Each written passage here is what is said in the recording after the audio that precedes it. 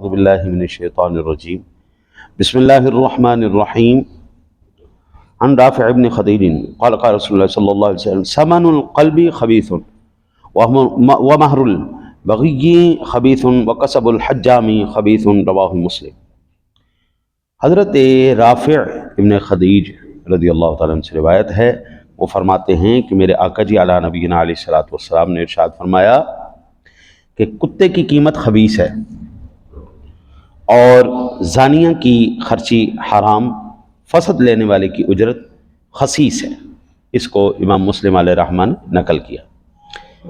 خبیث یہ متضاد ہے طیب کا، خبیث طیب۔ طیب کے دو معنی ہیں، ایک حلال اور دوسرا نفیس، حلال اور نفیس، لہذا اس کے مقابل خبیث کے بھی دو معنی ہیں، خبیث کے بھی دو معنی ہیں، طیب کے بھی دو معنی ہیں۔ اب خبیث کے معنی ہیں حرام اور خسیس، یہ کالگر کہتے ہیں ہم، یعنی تو اردو میں رنڈی کہتے ہیں۔ زنا کی اجرت یہ حلال ہے کہ حرام ہے؟ حرام۔ اللہ آپ کی خیر۔ یہ کس نے آپ کو بتایا؟ رسول اکرم صلی اللہ علیہ وسلم کی ذات گرامی نے۔ میرا جسم میری مرضی نہیں، اگر تیرا جسم تیری مرضی ہوتی نا تو یہ کمائی حرام نہ ہوتی۔ یہ اس کی کمائی میرا جسم میری مرضی۔ اب تو اللہ کے فضل سے آپ کی حکومت نے وہ قانون پاس کر دیا کہ کوئی بڈھی نویں کور کے بھی ویکھے گا تو جیل آئے گا۔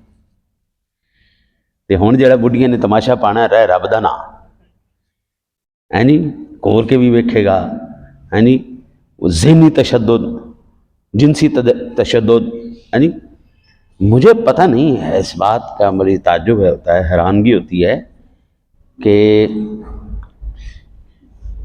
کیڑی قوماں اتنے بٹھا دیتی ہیں، پڑھے لکھے بھی ہیں کہ نرے جاہل ہی بٹھا دیتے ہیں اتنے۔ ہمارے ملک پاکستان کے اندر علماء کی کمی نہیں ہے۔ چلو آپ ہمیں نہیں مانتے، ہم طالب علم، ہم پہلے دن سے کہتے ہیں ہم طالب علم، ہم تو قرآن حدیث ابھی پڑھ رہے ہیں، سیکھ رہے ہیں، اور جو ہم نے سیکھا ہے وہی ہم آگے بتا رہے ہیں۔ تو جو علماء موجود ہیں آپ ان سے رابطہ کیوں نہیں کرتے؟ اسلامی نظریاتی کونسل ہے، بڑے بڑے جید علماء بیٹھے ہوئے ہیں، آپ شریعہ عدالت ہے، یہ سارے جو علماء آپ نے خود تمام مسالک کے اکٹھے کر کے بٹھائے ہوئے ہیں، ان سے آپ خدمات کیوں نہیں لیتے؟ جاؤ تسی نچو کدو، جاؤ تسی اپنے جسم ویچو، اپنی مرضیاں اپنی جسم کرو، ہاں جی، موبتی مافیا بنو، ہاں جی۔ تو جو دین کا کام ہے اس کے جب ماہر موجود ہیں اور اللہ اور اس کے رسول کے احکام سے وہ واقف ہیں تو پھر وہ کیوں نہیں کیا جاتا؟ پھر فسد لینے والے کی اجرت بالاتفاق ناپسندیدہ مکروہ ہے۔ فسد شاید یہاں پر نوجوان طبقے کو نہ پتہ ہو، فسد کسے کہتے ہیں۔ حضور سرور دو عالم صلی اللہ علیہ وسلم کے زمانہ اقدس کے اندر طبیب حضرات جسم سے گندے خون کو نکالتے تھے،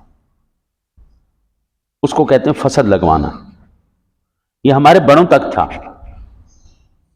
اس کو حجامہ بھی کہتے ہیں، آج کل نئے ٹرم کے اندر حجامہ کہتے ہیں۔ اس کی کمائی ناپسندیدہ ہے، مکروہ ہے۔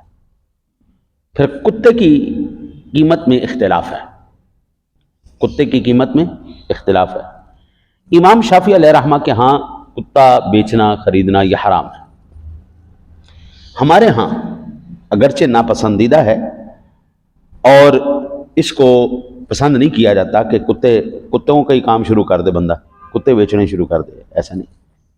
لہٰذا لفظ خبیث یہاں بطریق عموم مشترک دونوں معنی میں استعمال ہوا ہے۔ حضور سرور دو عالم صلی اللہ علیہ وسلم نے خود فسد لے کر اس کی اجرت عطا فرمائی، ٹھیک ہے نا جی۔ آپ جناب فسد لگواتے تھے، اس کو ہم اردو میں پچھنے بھی کہتے ہیں، پچھنے لگوانا۔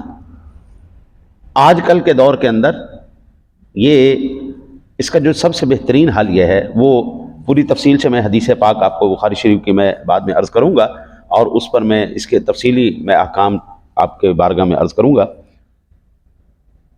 آج اس کا سب سے بہترین حل یہ ہے کہ اپنا خون نکلوا کے کسی کو ڈونیٹ کر دیا جائے. میں نے اب تک 37 بوتلیں دی ہیں خون کی, الحمدللہ آپ کے سامنے صحیح سلامت بیٹھے ہوں, مجھے کوئی فرق نہیں پڑا. 4 مہینے بعد, 3 مہینے بعد, 5 مہینے بعد, 6 مہینے بعد, جب آپ کا دل کرے, آپ محسوس کریں کہ ہمارے اندر وہ خون, آپ کسی کو عطیہ کر دیں. بیچنا نہیں, خون نجس ہے, چاہے وہ انسان کا ہو چاہے وہ کسی اور کا ہو, خون نجس ہے, وہ بیچنا حرام ہے. اس کی تفصیل میں عرض کر دوں گا. عطیہ کر دینا ٹھیک ہے, آپ عطیہ کر دیں, اس کا فائدہ یہ ہوگا کہ آپ کے جسم کے اندر جب کمی ہوگی نا تو ساری چیزیں ایکٹیو ہو جائیں گی, پورا جسم, چربی مربی اور اس طرح کے ارلم پرلم گرلم وہ سب ختم ہو جائیں گے. اللہ تعالیٰ آپ کو قوت اور طاقت عطا فرمائے گا. مجھے اس کا فائدہ ہوا ہے. اب میری آپ اندازہ کریں تقریباً 50 سال کے قریب عمر ہے, لیکن میرے بال ابھی بھی کالے ہیں. 50 سال کا بندہ میں 10 دن اتنے بال ہوں. میں نے ایک دن بھی جو ہے نا کلف شلف نہیں لگایا نا, میں نے بالکل جنون بال ہیں. ٹھیک ہے, کیونکہ میرا جسم ہر وقت کام کرتے رہتا ہے. فضلہ نکل گیا, 4 مہینے بعد 6 مہینے بعد جا کے خون دے دیا, عطیہ کر دیا, لو جی کسی نے لوڑ ہے تو ہاں جی عطیہ کر دیا, جسم ہمارا مضبوط رہا, اللہ تعالیٰ توفیق دیتا. اس کا ایک فائدہ یہ ہوگا. دوسرا یہ اگرچہ نبی اکرم صلی اللہ علیہ وسلم کی ذات گرامی نے خود بھی فصل لگوائے اور آپ نے اجرت بھی ارشاد فرمائی, اور یہاں اسے خبیث فرمایا یعنی ناپسندیدہ فرمایا. یہ ٹھیک ہے نہیں ہے کہ یہ جو ہے نا جی قیمت لی جائے, خون نکلوانے کی, خون لینے کی, فصل لگوانے کی, حجامے کی قیمتیں لینا, یہ آقا جی نے ناپسند فرمایا. تو وہ کام کرنا ہی کیوں جو ناپسندیدہ ہے, وہ کام کیا جائے جو اللہ اور اس کے رسول کی بارگاہ میں مقبول ہے. یعنی ہزاروں قسم کے کام ہیں, آپ کوئی بھی اختیار کر سکتے ہیں. اور وہ عمل بیان جواز کے لیے تھا, یہ فرمان کراہت کے لیے ہے, لہذا احادیث میں تعارض نہیں. عن ابن مسعود الانصاری ان رسول اللہ صلی اللہ علیہ وسلم نہا عن ثمن القلب ومہر البغی وحلوان الکاہن, متفق علیہ. یہ بخاری اور مسلم کی دونوں کی حدیث پاک ہے. حضرت ابو مسعود انصاری رضی اللہ تعالیٰ عنہ سے روایت ہے, نبی اکرم صلی اللہ علیہ وسلم نے فرمایا کتے کی قیمت زانیہ کی خرچی اور نجومی کی مٹھائی سے منع فرمایا. ہاں جی, یہ کتا پالنا اسلام میں ممنوع تھا. کب تک؟ جب تک اس کی حفاظت اور شکار کے لیے اس کی اجازت نہیں ہوئی. کتا پالنا اب 2 صورتوں میں جائز ہے. ایک حفاظت کے لیے, حویلی بڑی ہے, گھر بڑا ہے, جانور رکھے ہوئے ہیں, تو وہاں پہ خطرہ ہے, تو وہ بندہ پال لے گھر کی حفاظت کے لیے, لیکن گھر کے اندر نہ رکھے, چوکھٹ سے باہر ہی رکھے. اور یہ جو پہلے ممانعت تھی وہ منسوخ اسی لیے ہوئی, شکار کے لیے بھی. یہ جو نمبردار حضرات, چودھری حضرات ہیں, یہ شکار کے لیے رکھتے ہیں, تو ٹھیک ہے, اس میں جائز ہے. امام شافعی علیہ رحمہ اور دیگر ائمہ کے ہاں اب بھی کراہت تحریمی باقی ہے, اور دیوانہ کتے کی قیمت ہمارے ہاں ممنوع ہے. وہ قابل نفع مال نہیں, جیسے گندا انڈا مال نہیں. گندے انڈے کی کوئی قیمت دے گا؟ اسی طرح پاگل کتے کی بھی کوئی قیمت نہیں ہوتی. پاگل کتے کا کیا علاج ہے؟ اس کو زہر دے کے مار دیا جائے, ورنہ کسی کو کاٹ کے پاگل کر دے گا. آج کل مذہبی لبادہ اوڑھ کے بھی بعض لوگ پاگل کتے ہو گئے نے,